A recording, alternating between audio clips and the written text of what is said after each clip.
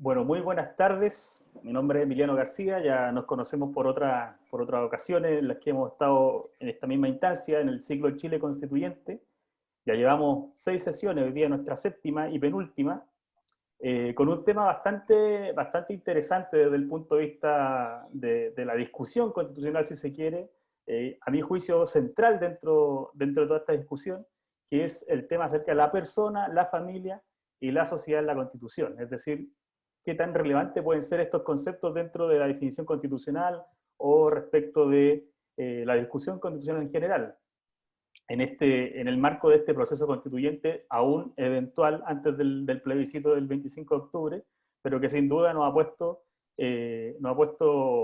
muchos aspectos en debate que es necesario profundizar y sobre el que sobre todo es necesario poder discutir con expertos. Y por eso hoy día tenemos al profesor Luis Alejandro Silva de la Facultad de Derecho de la Universidad de los Andes, abogado, doctor en Derecho, experto en materias constitucionales, con una serie de publicaciones acerca de la supremacía constitucional y otros artículos en la materia, y también muy próximo a publicar un libro interesante acerca de la Constitución en cuanto a garantía política, que a mi juicio también es muy importante que se pueda abordar desde ese punto de vista, porque creo que va a ser en ese sentido un gran insumo para la discusión en general. Así que bueno, le damos la bienvenida al profesor Luis Alejandro Silva. Muchas gracias por estar con nosotros. Les recordamos que pueden hacer sus preguntas en la pestaña preguntas y respuestas que está abajo. Ustedes pueden ir dejando sus dudas ahí y luego nosotros habilitamos el micrófono para quienes quieran hacerla, para que las puedan hacer en voz alta. Y también recordarles que estamos por Facebook Live y YouTube para que quienes estén interesados en difundirlo, puedan difundirlo con sus cercanos. Así que muchas gracias, Luis Alejandro, y todo tuyo la pantalla.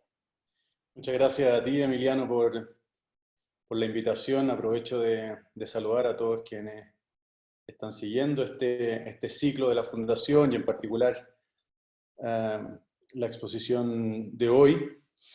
Emiliano me pidió que tratara sobre la persona, la familia y los grupos intermedios en el contexto de la discusión que está teniendo lugar en Chile hoy, en donde estamos debatiendo si cambiamos la constitución que tenemos o no, y en caso de que decidamos cambiarla, qué dejar y qué quitar.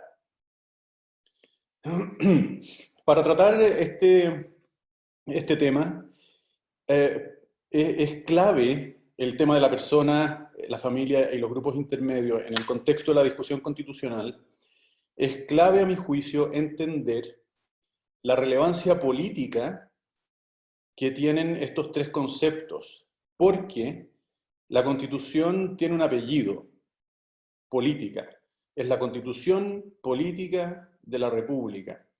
Y por lo tanto, todo lo que entre allí, en la Constitución, debe estar políticamente justificado. Es decir, todo lo que hay en una Constitución está allí porque tiene una relevancia política. Y por eso está en la Constitución, que es política. Por lo tanto, en los minutos que siguen, lo que voy a hacer es tratar de mostrar la relevancia política que tienen los conceptos de persona, familia y grupos intermedios para que se entienda por qué deben estar en la Constitución, y desde esta explicación sobre la relevancia política de cada uno de los tres conceptos, quiero concluir qué es lo que debería haber en la Constitución. ¿Sí? No solo que en la Constitución debiera estar la persona, la familia y los grupos intermedios, y no solo que debieran estar porque son realidades de relevancia política, sino qué implica concretamente la relevancia política de cada uno de estos tres conceptos en la Constitución.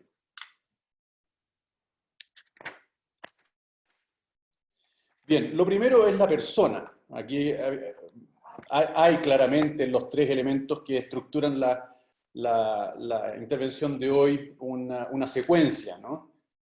Persona, familia, grupos intermedios, es como una escala, ¿no? Desde el individuo hacia las agrupaciones mayores, excluyendo el Estado. Evidentemente el Estado no cuenta como una agrupación intermedia, por lo menos en este contexto.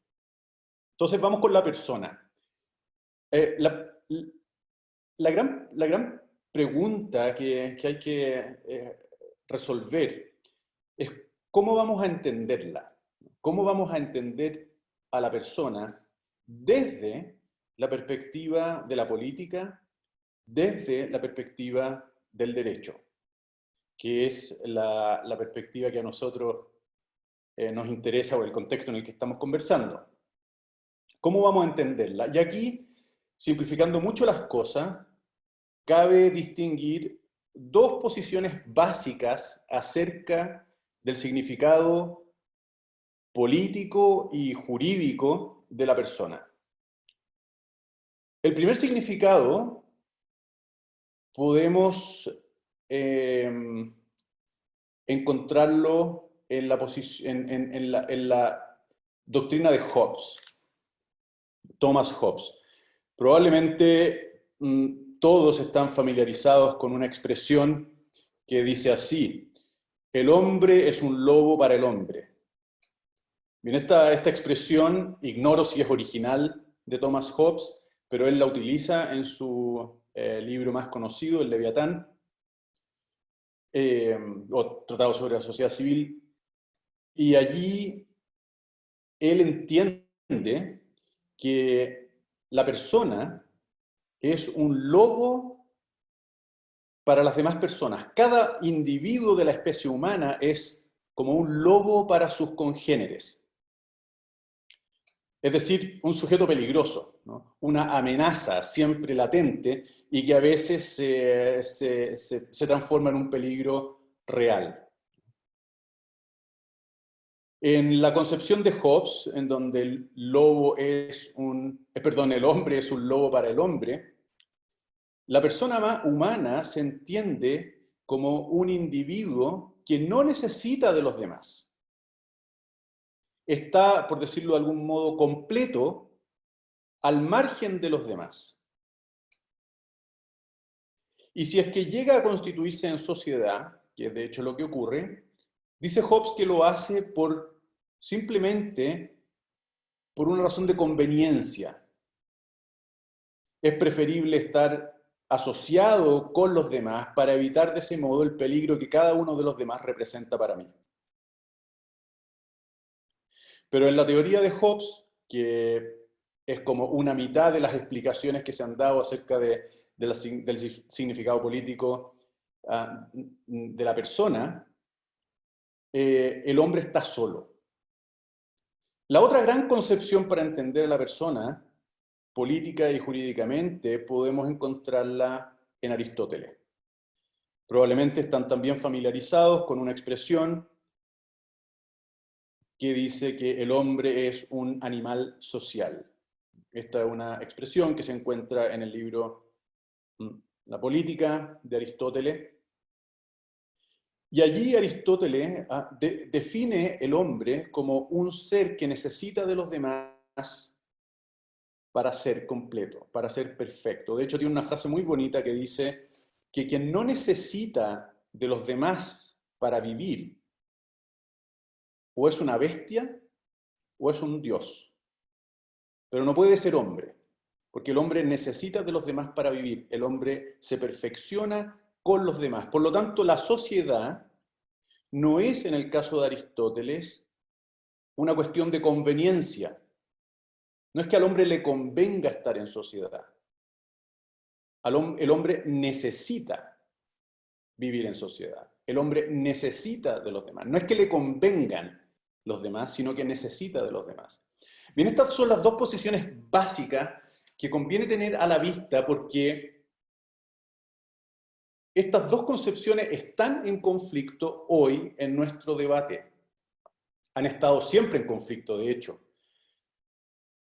Y se hacen presentes una vez más en el debate constitucional chileno. Quiero ilustrar brevemente el alcance que tiene el suscribir una u otra forma de entender a la persona,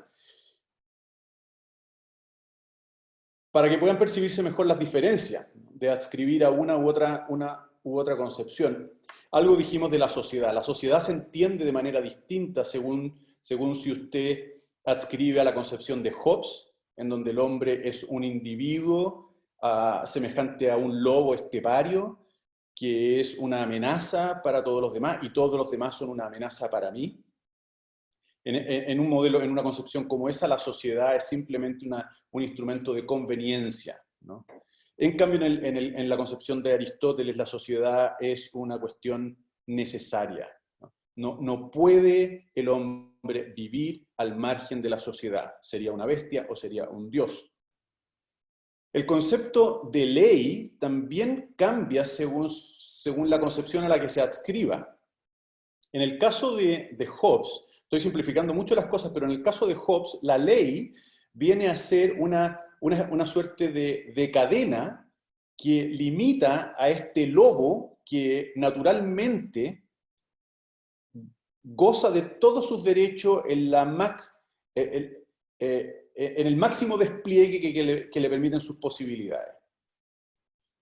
En cambio, en Aristóteles, la ley es un instrumento que perfecciona al hombre, que le indica qué es lo que debe hacer para el mejor desarrollo de su naturaleza. No es una cadena, sino una escalera, podríamos decir.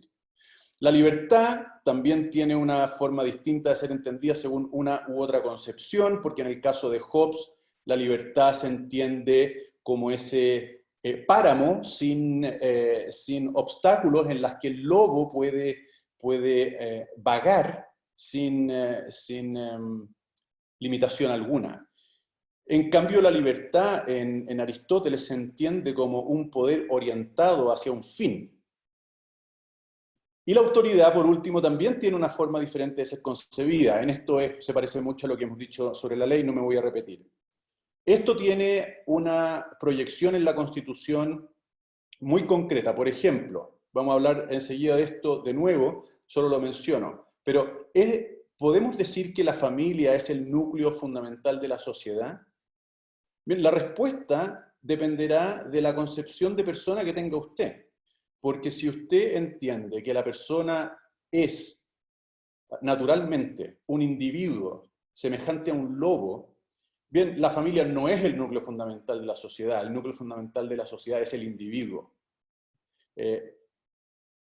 del cual que integra una familia, ¿no? Pero la familia no es el núcleo es el individuo. En cambio, en una concepción en la que el hombre es entendido como un ser sociable por naturaleza, la familia es el núcleo esencial de la sociedad por ser ese espacio, ¿no?, de convivencia indispensable para el desarrollo de la persona, ¿no? Indispensable en el sentido más radical, o sea, sin una madre que lo nutra y sin un padre que traiga el alimento mientras la madre nutre al hijo, bueno, no hay manera de que el hijo se convierta en un adulto. Otra proyección constitucional es la cuestión, por ejemplo, del control de constitucionalidad de la ley. Es simplemente para mostrarles con estos ejemplos que la discusión sobre la concepción de la persona tiene una incidencia directa en el diseño constitucional. El control de constitucionalidad de la ley, en el fondo significa que el poder soberano que se manifiesta en el Congreso, en el poder legislativo, tiene límites. Tiene límites. ¿Y de dónde emanan esos límites, ¿no? Esa pregunta creo que encuentra una respuesta mucho más coherente, no la voy a desarrollar aquí porque no es el tema, pero encuentra una respuesta mucho más coherente en una concepción del hombre como animal político, como animal social, que en una concepción del hombre como un lobo para el hombre. La noción de bien común es otra consecuencia constitucional que encuentra su fuente en esta distinción sobre cómo entendemos la persona. Porque, solo por poner este ejemplo, ¿qué sentido o en qué se fundamentan los deberes de la persona para con la sociedad? ¿Cómo se puede justificar que la noción de bien común suponga el sacrificio de alguien para realizarse? Bien, en una concepción como la de Aristóteles, eso es perfectamente coherente. En una explicación al modo de Hobbes, eso no es coherente.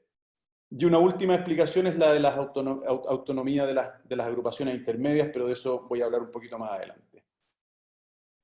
Bien, espero con este apretado resumen, no es tan apretado en realidad, ya llevo bastante rato, me perdonan los señores auditores, señoras auditoras. Con esto espero haber echado por lo menos un barniz sobre el concepto de persona que muestre la relevancia política que tiene el modo como la entendamos. Pasemos a la familia ahora. Sobre el valor político de la familia. Aquí simplemente me gustaría señalar algunas ideas que pueden ser útiles para la reflexión en la casa después sobre el rol que cumple la familia en aspectos tan relevantes de la vida social como son la educación, la seguridad, la economía, la demografía, la igualdad. El número de elementos del bien común que podrían incluirse en este listado es mucho mayor. Simplemente señalo algunos que creo que son fáciles de reconocer. La familia es definitivamente la primera escuela de todos, ¿no? Y de hecho, uno de los dramas de quien no tiene familia, de quien no tuvo familia, es que careció de este espacio de educación básica, ¿no? Que es la familia. Se puede decir que la familia es la primera y seguramente la principal escuela de educación cívica en cualquier sociedad, ¿no? Donde el sujeto aprende, ¿no?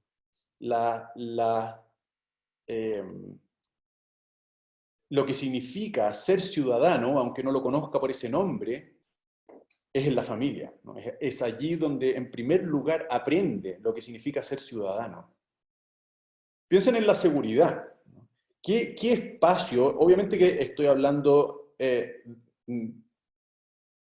lo que entendemos que debería ser y que estadísticamente normalmente se ve corroborado, aunque haya muchos ejemplos que sirvan para objetar esto. Creo que nos entendemos cuando decimos que la familia constituye el espacio que garantiza o un espacio que garantiza muy bien la seguridad de los individuos que la integran, ¿no? El modo como se cuidan unos a otros, ¿no? Cómo velan por su seguridad mutua. Me extiendo a la salud, ¿no? La casa, la familia, es la primera clínica, es el consultorio más cercano que cada uno tiene, ¿no? La aspirina la va a buscar a donde la mamá, y el termómetro lo va a buscar a donde la abuela si vive en la casa, etc., ¿no? La familia provee de salud, provee de educación, provee de seguridad.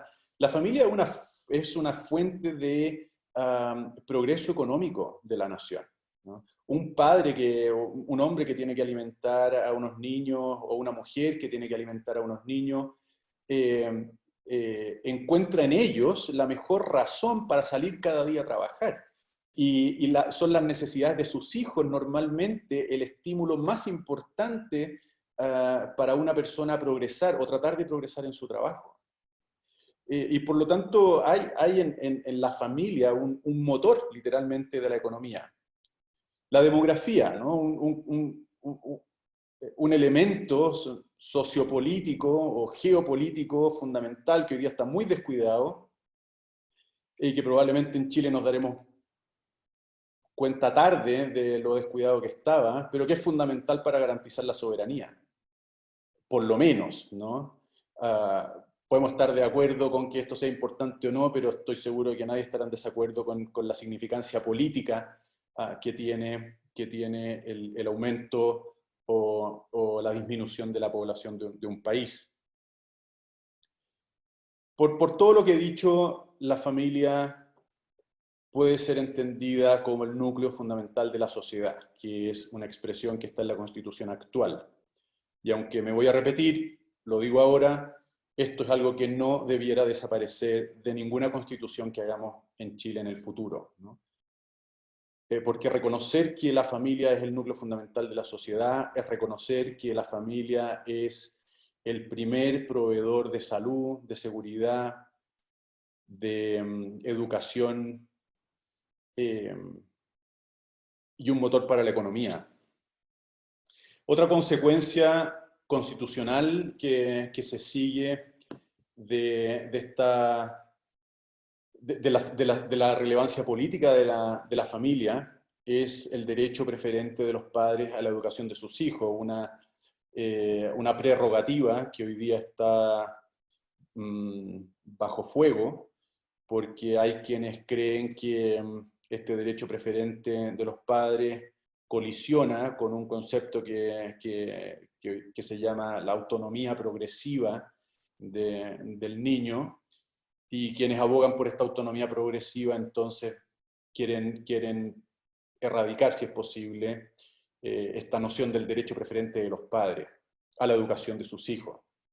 Bien, a mí me parece que esta es una prerrogativa de los padres que emana naturalmente de la familia, entendida como núcleo fundamental de la sociedad. Bien, por último, algo de las agrupaciones intermedias. ¿Cuál es el valor político de las agrupaciones intermedias? Bien, quizá el más relevante es su función de límite al poder estatal. Las agrupaciones intermedias limitan el poder del Estado.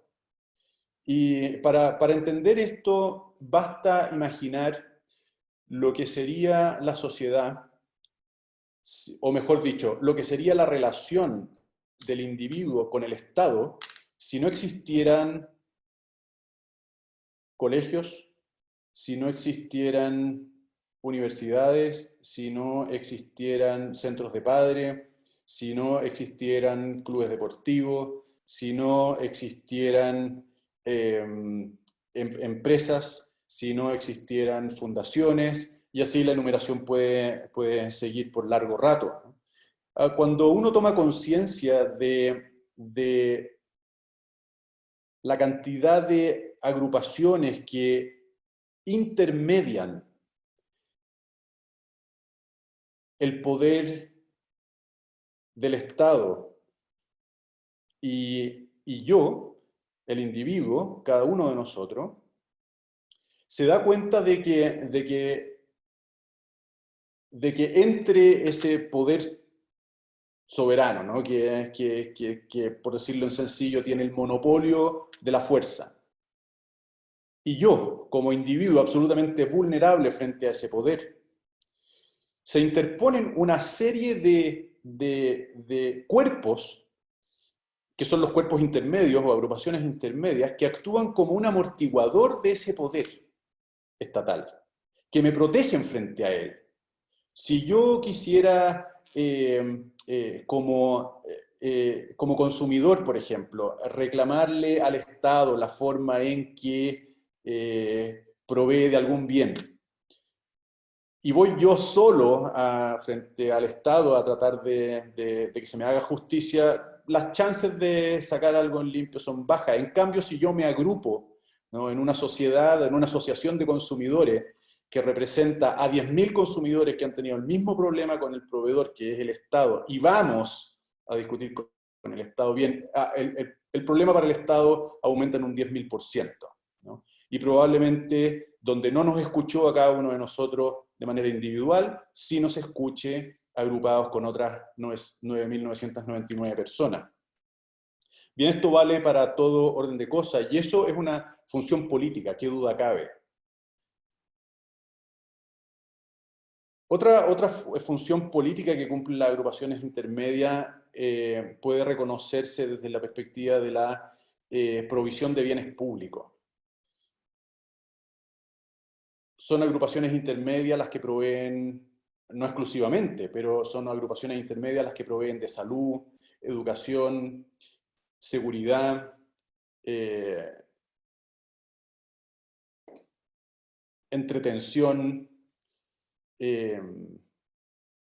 conocimiento, etcétera, ¿no? Podríamos seguir enumerando una serie de bienes públicos, bienes necesarios para la sociedad, que son provistos por agrupaciones intermedias y que cumplen, por tanto, una función política que se complementa con las tareas que cumple el Estado. Porque el Estado no puede hacer esas tareas, sea porque no tiene capacidad, o porque no quiere, y porque muchas veces las hace mejor también, ¿no? Las agrupaciones intermedias lo hacen mejor, y eso el Estado, desde cierta perspectiva, por lo menos debiera agradecerlo, ¿no? Y esto es claramente también una función política de las agrupaciones intermedias tremendamente importante.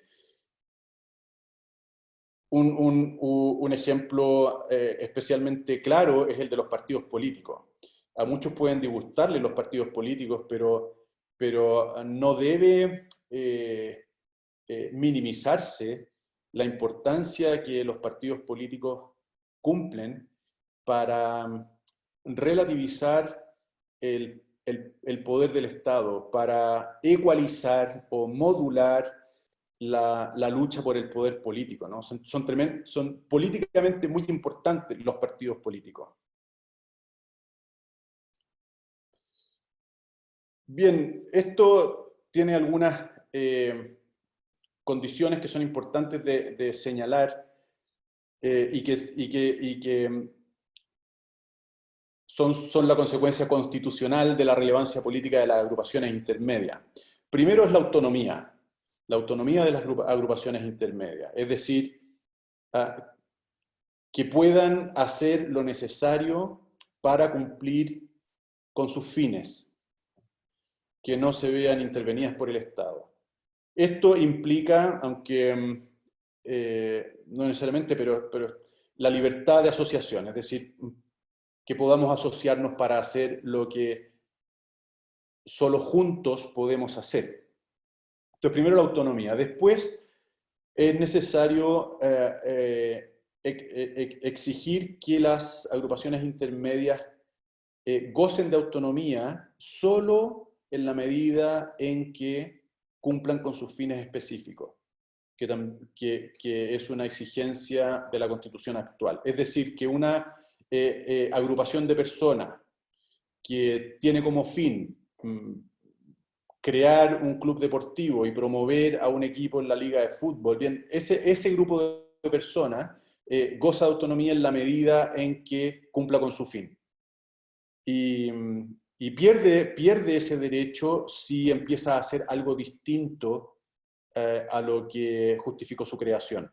Por ejemplo, que se dedique a los negocios o se dedique a la política. Hay una zona gris respecto de las agrupaciones intermedias que es interesante discutir, que son las áreas en las que estas agrupaciones de personas pueden desempeñarse. Hoy día en Chile está, por ejemplo, bajo la lupa la posibilidad de que las agrupaciones intermedias puedan proveer seguridad social, ¿no? Hay gente que dice que la seguridad social, las pensiones, solo debiera proveerlas el Estado y no debieran existir AFP ni ninguna otra forma de satisfacción privada de esta necesidad. Hay otros que dicen lo mismo respecto de la salud. La salud debería ser provista única y exclusivamente por el Estado. No debería haber agrupaciones de privados proveyendo de este bien público, satisfaciendo este bien público de la salud. Bien, yo tengo ideas particulares sobre cada uno de estos puntos, pero no es el caso de desarrollarla acá. Me parece que está abierto y que debe permanecer abierta la discusión de si hay un espacio para los privados en la satisfacción de estos bienes u otros. Hay un espacio, sin embargo, donde creo que eso no debe discutirse y la defensa deberá ser muy decidida, que es en el ámbito de la educación.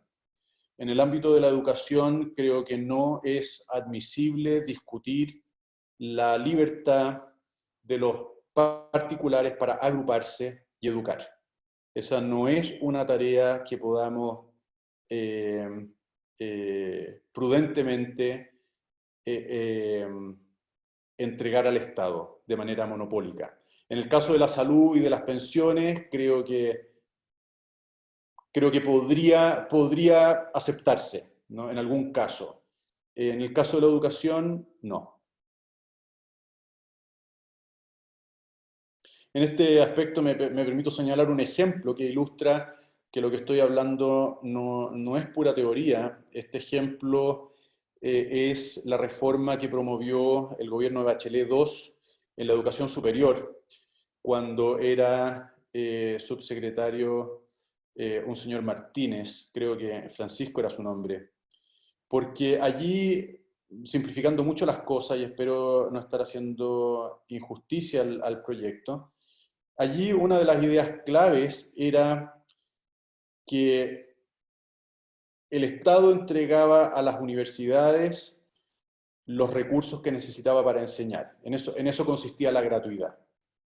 Y yo recuerdo patente una entrevista en la que este señor Martínez básicamente lo que decía es que la reforma promueve la existencia de una relación directa entre el estudiante y el Estado, que a través de las universidades provee de este bien que se llama educación superior. Es decir, no son las universidades las que directamente se relacionarían con el estudiante, sino el Estado directamente con el estudiante, poniendo a disposición de ellos estos instrumentos de provisión de educación superior que son las universidades. Pero no habría libertad para las universidades, ¿no? Serían instrumentos del Estado que se relaciona directamente con el individuo estudiante. Bien, voy a cerrar simplemente enumerando o resumiendo lo que yo creo que debiera conservarse en cualquier caso en una constitución en Chile respecto de la persona, la familia y los grupos intermedios. En el caso de la persona, yo me atrevería a sugerir que se explicite la vocación social de la persona humana. Es decir, que la persona humana es un ser esencialmente social. Yo sugeriría explicitar eso en la Constitución. La Constitución del 80 sin duda es una de las premisas teóricas que informa su texto, pero en el debate actual yo creo que sería muy sano explicitar este punto.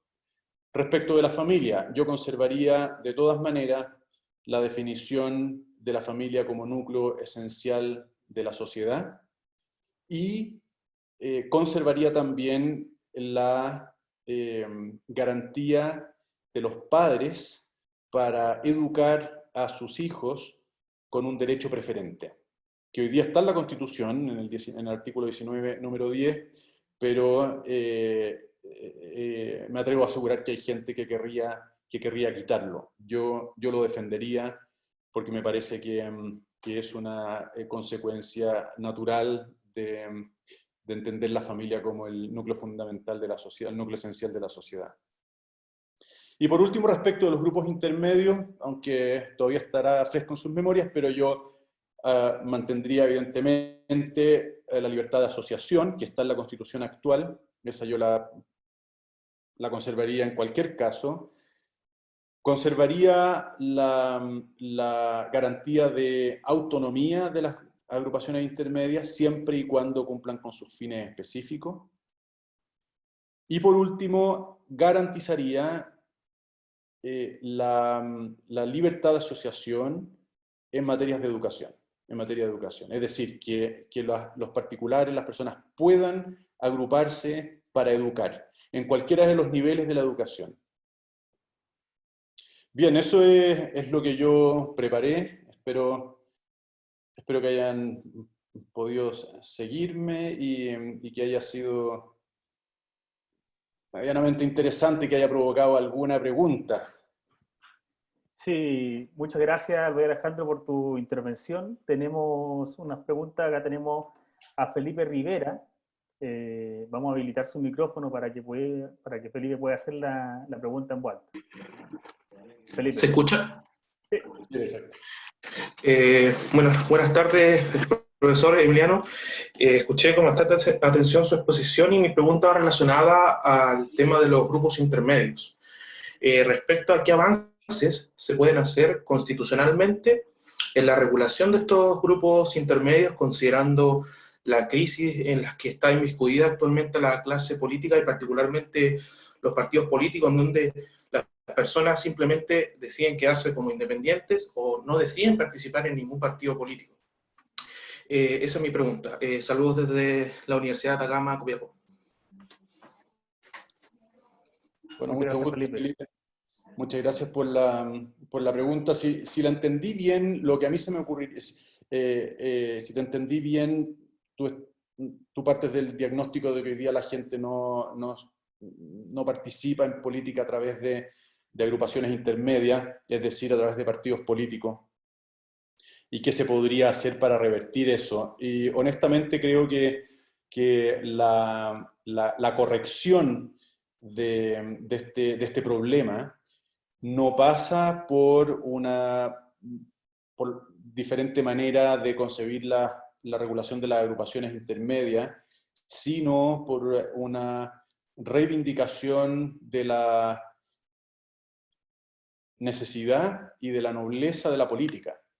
Yo creo que la política, bueno, no es que crea, ¿no? Es un diagnóstico compartido por todos, que la política está muy desprestigiada. No sé si alguna vez en la historia ha gozado de mucho prestigio, honestamente, pero hay que reconocerle a la política su necesidad y su nobleza, ¿no? La nobleza de una tarea que es muy sacrificada. Y creo que es subrayando estas dos notas de la política que puede lograrse que jóvenes con interés por lo público, o que personas con interés por lo público, decidan participar en política a través de un medio que es ineludible, que son los partidos políticos. Si después no se llaman partidos políticos, se van a llamar de otro nombre, pero, perdón, el hecho de que cambien de nombre en el futuro no significa que la realidad que se encarna hoy en los partidos políticos vaya a desaparecer, ¿no? Siempre ha habido facciones en la política, siempre ha habido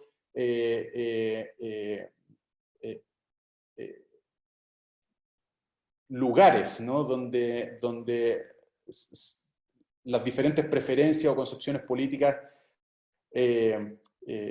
se concentran y pelean entre sí, y compiten por el poder. Eso nunca ha dejado, eso siempre ha existido y siempre va a existir. Por lo tanto, no creo que el motivar a la participación en política a través de los partidos políticos pase por un rediseño de las agrupaciones intermedias y su regulación, sino por una reivindicación de la necesidad y la nobleza de la política.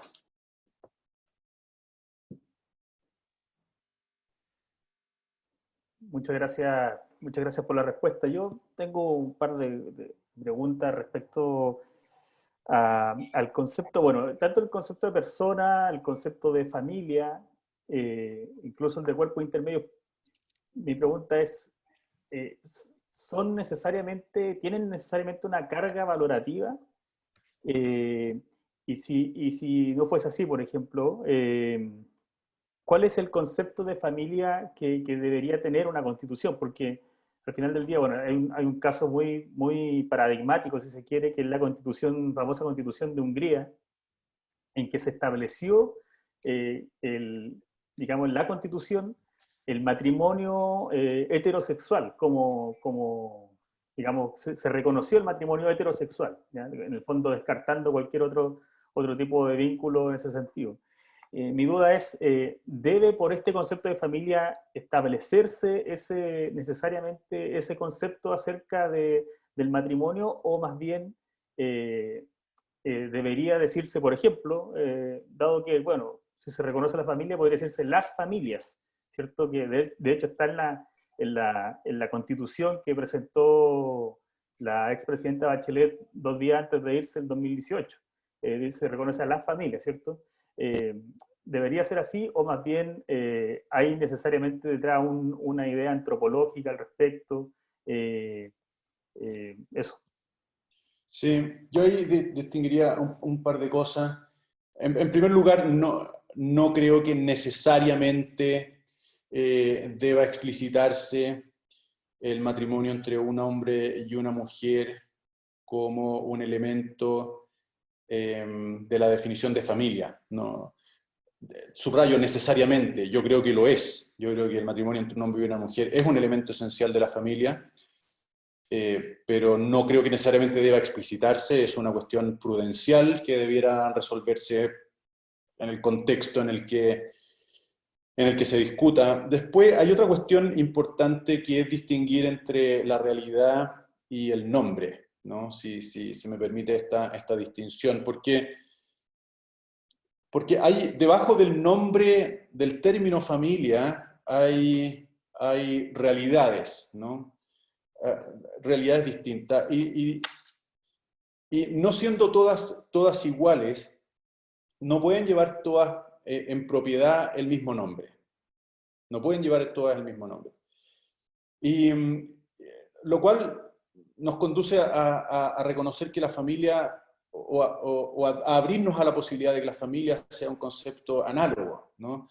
Cuando, no sé, por ejemplo, se habla a veces de, no, esta es mi familia política, o en referencia me refiero al grupo de amigos, ¿no?, con los que comparte sus intereses políticos, o yo me siento aquí como en mi familia, o ustedes son como mi familia, o esta es mi familia ampliada, en fin, ¿no? Se utiliza de muchas maneras diferentes, pero tenemos que reconocer que hay una realidad que se designa con ese nombre, que está actuando como punto de referencia de todas las demás.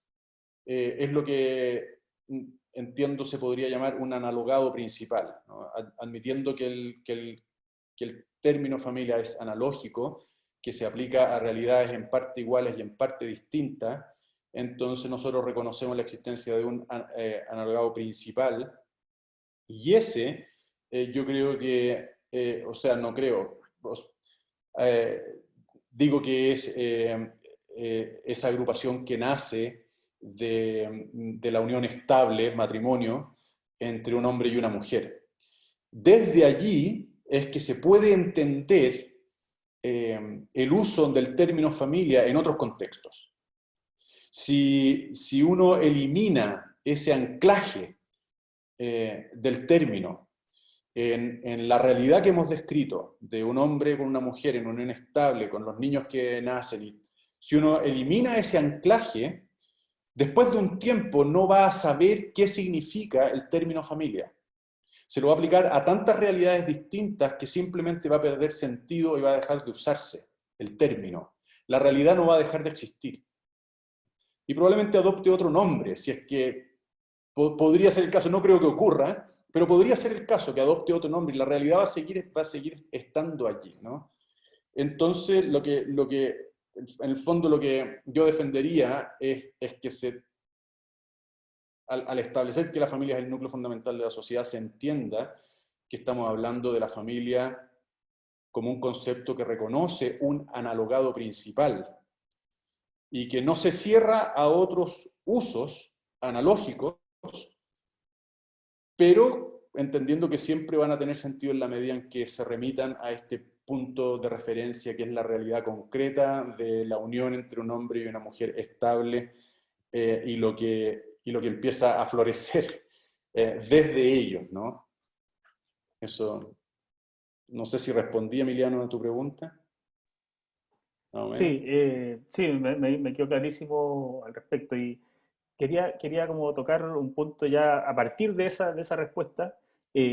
¿Cuáles son, digamos, las consecuencias que podría llegar a tener, por ejemplo, no reconocer que la Constitución no dijera nada relativo a la familia, por ejemplo, o incluso el concepto de persona o cuerpo intermedio? No, obviamente no prohibiéndolas, o sea, no existe la persona, digamos, sino que simplemente no haciendo una referencia explícita a ella. A tu juicio, ¿cuáles pueden ser, digamos, las consecuencias de no reconocerlo? Eh, Estoy pensando en lo que algunos llaman una constitución minimalista, que establezca ciertos procedimientos, que sea una constitución más bien mínima, sin conceptos valorativos. ¿Tendrá alguna consecuencia práctica, por ejemplo, que no se reconozca estos aspectos de la realidad? Sí, buen punto. Lo único que me atrevo a decir, y es bien poco, es que reconozco un valor simbólico en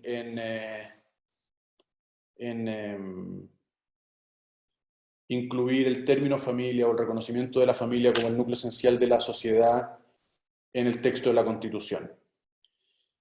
Ahora, si eso puede entenderse como un efecto práctico, no sé, probablemente no.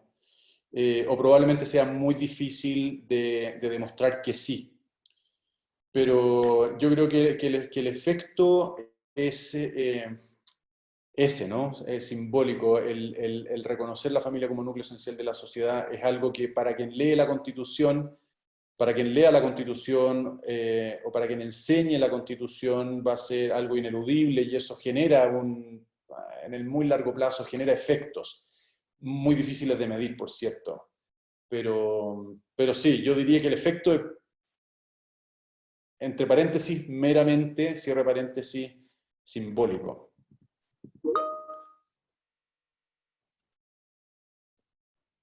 Muchas gracias. Tenemos una última pregunta A de ver. Patricia Saavedra.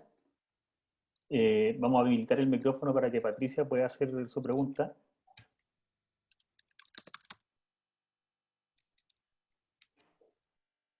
Patricia. Bueno, parece que no se conecta, así que la voy A a ver, leer en voz después. alta. Ya, leámoslo. No, ahora, Ahí está, ahí ya está. me conecté. Ahí está, Sí. bienvenida, Patricia.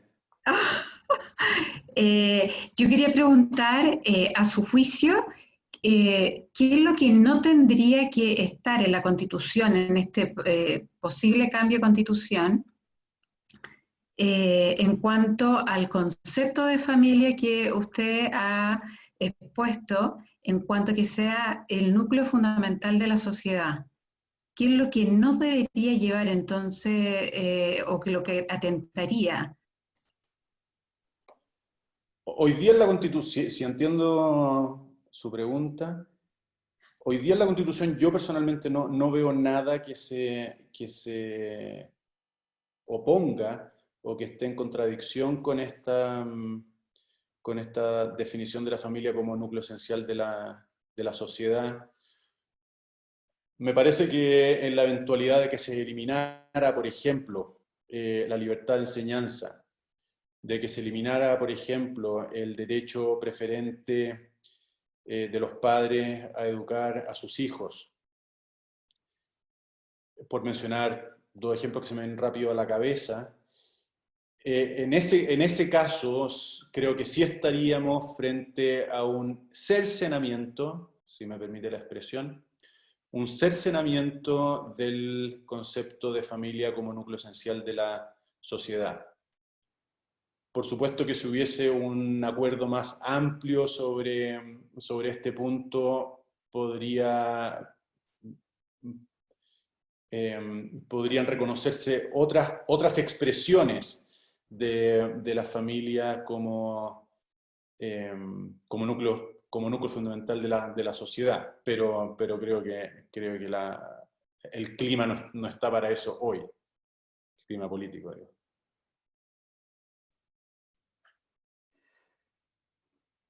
Muy bien. Bueno, no hay más preguntas. Te quiero agradecer infinitamente la disposición, Luis Alejandro, y la excelente charla que quedó grabada. Nosotros la vamos a publicar prontamente por YouTube para que quienes quieran repasarla.